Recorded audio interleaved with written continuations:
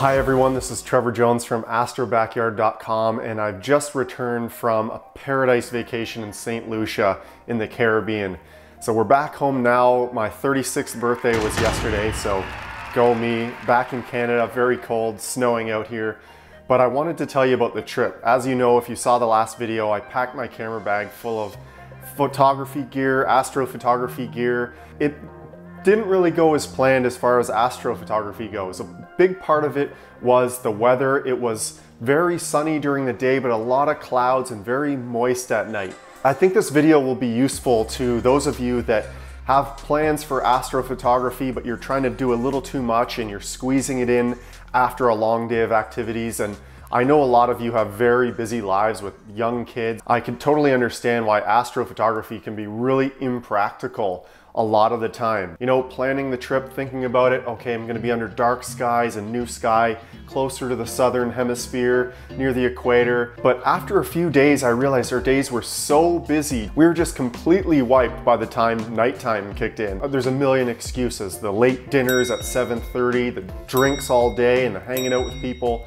A million excuses. So I feel a little bit guilty, but at the same time it was a vacation and this is what I do for a living. So I took some much deserved, I hope, time off work and just enjoyed my time with my wife. I wanted to tell you about the few times I did get out and kind of what happened. So the skies were very dark, although it was only a class 4 on the Bortle scale. And that was no doubt due to the immediate light pollution from the resort and the airport that was right next to it. It was such a dark night sky, but man, you're looking through. The resort is lit up like the 4th of July.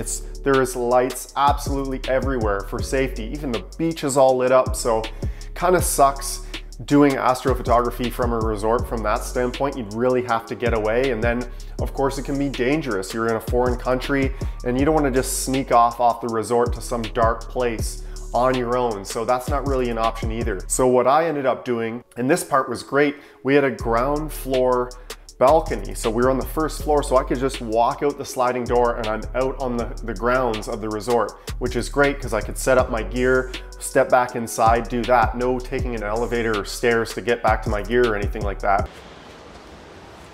It's about 11:30 at night. I have to be quiet. Everybody in this resort is sleeping except me.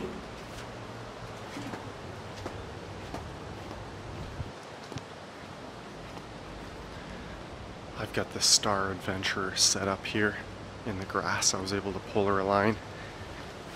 And I'm just shooting Orion right now, actually. Here's the spot. So I set up and I was actually able to polar align, believe it or not, at 14 degrees north.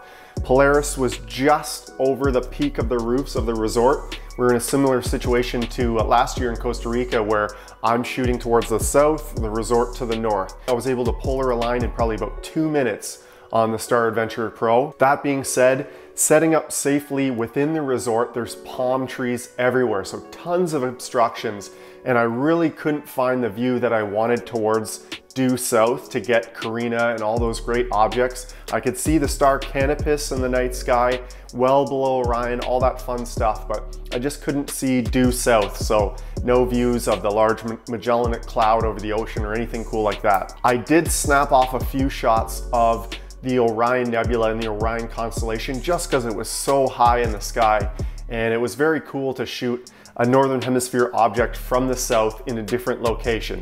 Not the greatest photo. I think I got like 11, maybe 20 minutes total exposure time, and I shot it using the 135 f2 Rokinon lens and my 6D DA. Not enough integrated exposure time for a great photo, but still pretty fun. I got, you know, a little bit of the astrophotography experience while I was there.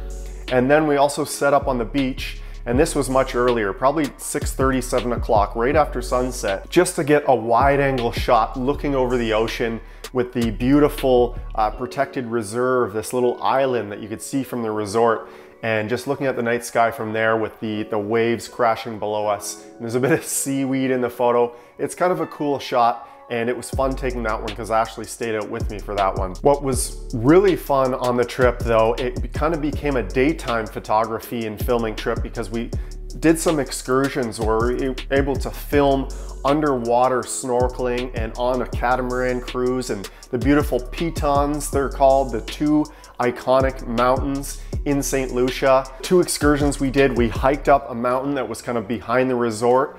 That had a great view of the entire island. And then we sailed in the Caribbean to view the pitons and go snorkeling. I'll just show you the clip and you can see what I mean.